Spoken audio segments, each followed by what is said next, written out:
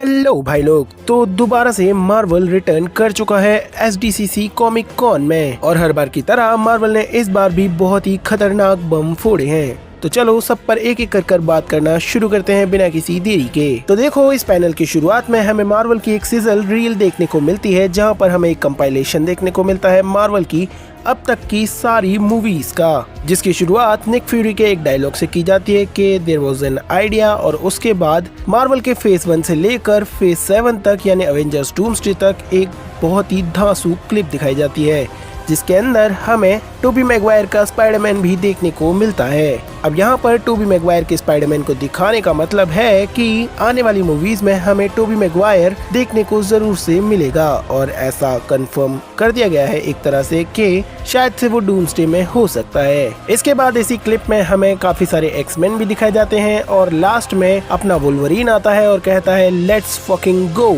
और इसी के साथ इस पैनल की शुरुआत होती है। इसके बाद अपने केविन चिचा आते हैं स्टेज पर और बताते हैं कि इस बार उनका फोकस टीवी शोज पर नहीं बल्कि मूवीज पर होने वाला है। तो देखो, सबसे पहले जो एंड गेम का एनकोर वर्जन रिलीज होने वाला है तो इन लोगों ने कॉमिक कॉन में सबसे पहले उसका एक ट्रेलर दिखाया और इस ट्रेलर की शुरुआत उस पोर्टल वाले सीन के साथ होती है जब एंड में सारे के सारे कैरेक्टर्स एंट्री लेते हैं। इसके बाद ये चीज कंफर्म कर दी जाती है कि जब end game encore re release होगी तब इसमें एवेंजर्स डूम्सडे की कुछ स्पेशल फुटेज होने वाली है। इसके बाद अपने पनिशर यानी कि जॉन बर्नथाल आते हैं स्टेज के ऊपर और वो स्पाइडरमैन ब्रांड न्यू डे के बारे में बात करते हैं और इसी के साथ साथ हमें एक क्लिप भी दिखाई जाती है स्पाइडरमैन ब्रांड न्यू डे की, जहां पर अपना स्पाइडी और पनिशर हल्क के साथ लड़ने की कोशिश कर रहे हैं। और ये हल्क अपना खतरनाक वाला हल्क नहीं होने वाला, ये हल्क है जिससे पनिशर लड़ रहा है वो है अपना स्मार्ट हल्क यानी कि प्रोफेसर हल्क। तो ये तब का सीन हो सकता है जब अपना प्रोफेसर हल्क धीरे धीरे सैवेज हल्क में ट्रांसफॉर्म कर रहा होगा और तभी के तभी उससे पनिशर और स्पाइडी रोकने की कोशिश करेंगे।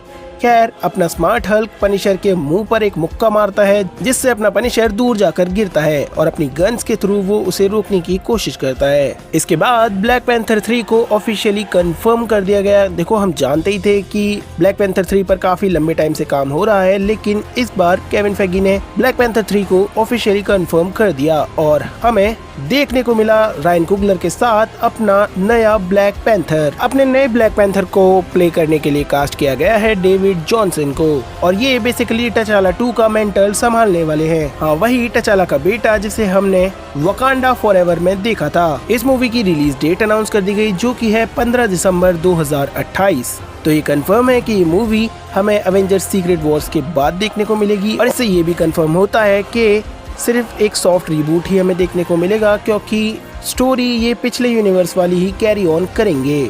उसके बाद रायन कुगलर आते हैं और वो कहते हैं कि वो ब्लैक पैंथर 3 को 70 mm स्क्रीन के लिए शूट करेंगे। तो सिनेमा लवर्स खुश हो जाओ।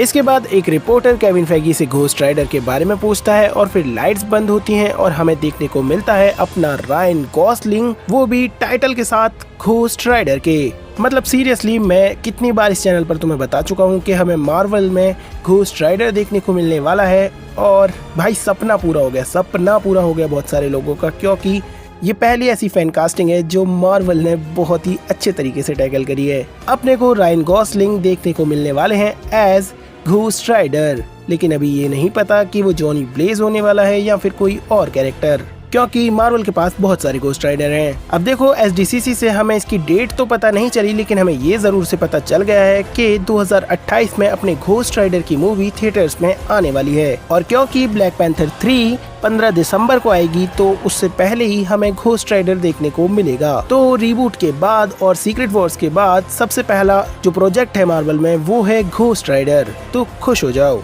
और क्योंकि अपना घोस्ट ही आ चुका है तो हो सकता है कि मिडनाइट सन्स का लीडर अब ब्लेड ना होकर अपना घोस्ट राइडर ही बने और घोस्ट राइडर ही उन्हें असेंबल करने का काम करे, क्योंकि हमारे पास आधे मिडनाइट सन्स तो हैं ही, जैसे डॉक्टर स्ट्रेंज, मून नाइट और वेयरवुल्फ बाय नाइट। अब देखो, इस मूवी को डायरेक्ट करने के लिए चुना गया है अपने शॉन लेवाई को और मुझे उन पर थोड़ा सा कम कॉन्फिडेंस है, क्योंकि अपने घोस्ट राइडर की मूवी एक काफी ज्यादा डार्क मूवी होनी चाहिए, ना कि डेडपूल एंड वुल्वरीन जैसी ह्यूमरस मूवी।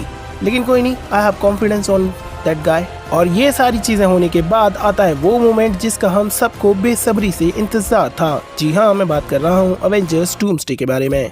तो देखो, मार्वल ने पूरा का पूरा माहौल सेट कर दिया, पूरी कास्ट को बुलाया। अब देखो, सबसे पहले स्टेज पर आते हैं अपने RDJ, हेली एटवेल और पेड्रो पास्कल। और यहाँ पर हेली एटवेल भी होती है, तो इससे ये कंफर्म हो जाता है कि हेली एटवेल होने वाली है अवेंजर्स डूम्सडे के अंदर। और ये चीज तो हम कहीं ना कहीं जानते ही थे, बस उन्होंने कंफर्म कर दी है। उसके बाद अपने RDJ अपने हाथ में माइक पकड़ते हैं और पेड्रो पास्कल की तरफ देखते हुए कहते हैं कि क्या डूम और रीड के बीच में कोई राइवलरी होगी। और पेड्रो भैया कहते हैं बेस्टीज, जिससे सॉर्ट ऑफ ये कंफर्म हो जाता है कि ये जो डूम है वो रीड रिचर्ड्स की यूनिवर्स का ही है, यानी फैंटास्टिक फोर यूनिवर्स का ही है। और इनके बीच की एक हिस्ट्री हमें देखने को मिलेगी, जहाँ पर शायद से ये दोनों पहले दोस्त होंगे और फिर दुश्मन बन जाएंगे। इसके बाद SDCC में अपने को रायन रेनॉल्ड्स की एंट्री देखने को मिलती है, वो भी डेडपूल के सूट में, और ऐसे वैसे डेडपूल सूट में नहीं, ग्रे कलर की डेडपूल सूट में। और उसके बाद काफी इन लोगों के बीच में बैंटर वगैरह हुई, जहाँ पर अपना डेडपूल पॉल रेड से पूछता है कि व्हाई वाज थॉर क्राइंग, और वो अपनी डेडपूल की आदत से मजबूर केविन फेगी से कहता है कि I want to be in this movie. और तभी RDJ कहते हैं कि हमने पहले ये मूवी शूट कर ली है। तो यहाँ पर काइंड ऑफ ये कंफर्म हो गया है कि डेडपूल शायद से अपने को ना देखने को मिले अवेंजर्स डूम्सडे के अंदर, लेकिन उसका कैमियो जरूर से देखने को मिल सकता है मूवी के लास्ट में, जैसे कि यहाँ पर देखने को मिला। और इस सब के बाद इन लोगों ने बंद दरवाजों के पीछे लोगों के फोन्स ऑफ कराकर कुछ एक्सक्लूसिव फुटेज दिखाई, जिसका अपने को सिर्फ डिस्क्रिप्शन ही सुनने को मिला है, लेकिन कोई नहीं। तो इस फुटेज की शुरुआत सूजन स्टॉर्म के वॉइस ओवर के साथ होती है, जो ये कहती है कि विक्टर उनके यूनिवर्स का, उनके वर्ल्ड का सबसे ज्यादा स्मार्टेस्ट इंसान था, and he used to be different, he used to be kind and he used to be caring.